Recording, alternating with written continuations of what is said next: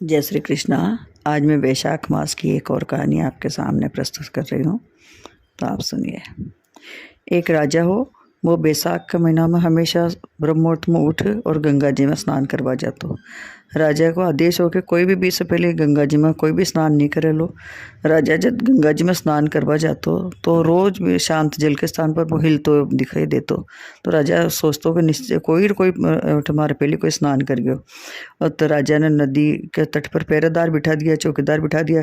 गंगा जी के तट पर एक वृक्ष हो, भी पेड़ पर एक बांदरी रहती थी। वह रोज राजा ने स्नान करवा से पहले वह स्नान कर और पेड़ पर चढ़ जाती। यान करता करता पूरा बैसाख महीनों बीत गयो, किंतु अंतिम दिन राजा के पहरेदार देख लिया और भी बांदरी ने पकड़ राजा के पास ले गया और कहा कि अब बांदरी ने आपसे पहले गंगा जी में रोज स्नान करा। बट इन राजा की प्रतिज्ञा ही कि अगर कोई स्त्री हमारे से पहले स्नान करे तो मैं भी से शादी करूँ। इसलिए अब राजा को बांदरी से ब्याह करना पड़े। राजा ने बैसाख को महीनों स्नान के पुण्य से बांदरी का गर्भ ठहर गयो। 9 माह पूरा होता है। बांदरी राजा से पूछा कि शिशु जन्म के समय में उन्हें काई करना चाहे। तब राजा ने महल में एक घंटी लगा दी और बांदरी ने कियो कि अब तू जब भी तेरा दर्द हो तो इन्हें बजा दीजिए, मैं सारो प्रबंध कर दे। राजा की और रानियाँ ही वह कोई संतान नहीं और बांदरी का गर्भ ए जान तो भी से काटी जड़वा लागी और भी बांदरी के संतान ने नष्ट करवा की योजना बनावा लागी। घंटी लागी देख एक रानी बांदरी ने बुला रखियो। बांदरी का घंटी क्यों लगाई? बांदरी क्यों को सारी बात बता दी कि भाई राजा जी मैंने यान कियो कि भाई थारे जद भी दर्द हुआ और तू घंटी बजा दीजिए। अब रानी क्यों कर रानी भी ने क्यों कि देख राजा तो तने देखा हो घंटी बजा तो देख कि देखा राजा आवे कौन आवे। बांदरी घंटी बजाई तो राजा दौड़ो दौड़ो आयो। घंटी बाजबा कारण पूछे पर बांदरी उत्तर दियो कि मन तो रानिया के कहना पर घंटी बजाई थी। जब रानिया राजा ने क्यों आ तो पशु है थे कितनी जाने कितनी बार घंटी बजाई। ये यान केर भी घंटी ने हटवा दी। कुछ दिनों बाद में बांदरी के बच्चों को जन्म हुआ और अन्य रानिया से पूछो कि मैं क्या करूं। तब रानिया ने कहा कि तू न जता राखिया पर पट्टी बांध सो जाओ।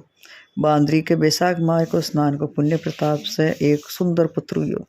शिशु का रूप में जन्म होता ही हुई के रोबा से पहली भी रानिया बिने एक टोकरी में रख और दासी ने दे दियो और बिन दियो कि इन्हें आदेश दियो कि नदी में बहा दे के और भी बच्चा का इस जगह एक पत्थर रख दियो। राजा ने भी केला दियो कि बांदरी ने एक भाटा को जन्म दिया। राजा सुनियो तो भी संतोष कर लियो। जब दूसरी रानिया के संतान ही कौन है तो बांदरी तो पशुहाल का कई संतान होगी। बट इन दासी ने एक सुंदर शिशु ने नदी में नहीं बाहर एक कुमार के चाक में रख दियो। दूसरे दिन कुमार कुमारी चाक पर आया तो बट एक सुंदर सो बालक ने रोता है देखा। कुमार कुमारी के संतान को नहीं और तभी भी शिशु ने आपके भगवान के द्वारा भेजी गई भेंट समझ और भी को पालन पोषण करवा लगे। थोड़ा बड़ा हुआ पर भी बालक ने जान गया वो कि वह रानी बांदरी को पुत्र है जिको रानिया ने मरवाना चाहो। एक दिन वह बालक कुमार के बनाए हुए मिट्टी के हाथी घोड़ा लिए और पणगट पर आ बैठो।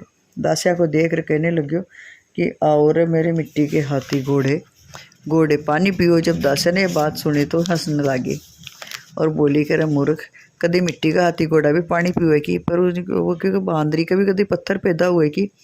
ये समाचार दासी रानी और राजा ने जार कुमार को कह दियो और राजा से कह कुमार ने देश निकालो करवा दियो।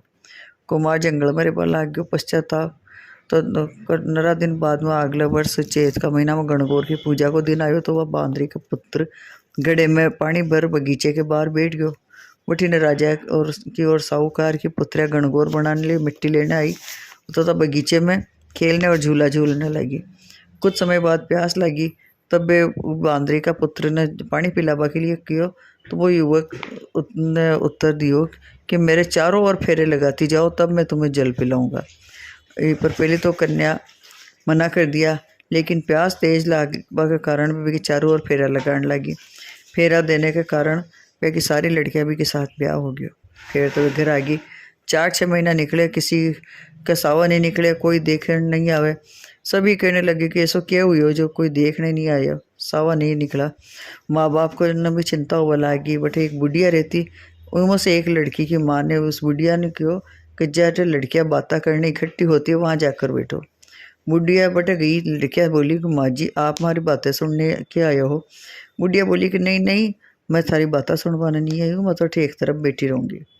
लड़कियाँ आपस में बातें करवा लगी। एक बोली कि मैं सब कुमार के बेटे के चारों को और फेरे लिए हैं, तो मैं तो सब भी से ब्याह गई, इसलिए मारो ब्याह नहीं और ये सावो नहीं निकल रही। बुढ़िया ने सुन लियो और लड़किया के माता ने जार बता दी। और लड़किया का पिता कुमार के घरे गया और बोले हमारी लड़कियां तो तेरे बेटे के फेरे खा चुकी है, इसलिए उनकी शादी तेरे लड़के के साथ करनी पड़ेगी। कुमार बोला मेरा बेटा इतनी पत्नियों को कैसे संभालेगा। लड़के से पूछा तो लड़का बोला फिक्र मत करो, मैं सब संभाल लूँगा, इन सबको ब्याह मेरे साथ करा दो। लड़कियों के पिता धन दहेज देकर सबने विदा किया और आगे चलकर हर पत्नी के एक एक पुत्र पैदा हुए। एक दिन बांदरी के बेटे ने कहा चलो राजा के यहाँ चलते हैं। सब पत्नियों को तैयार कर राजा समाचार करवाए कि हम सब आपसे मिलने आ रहे हैं।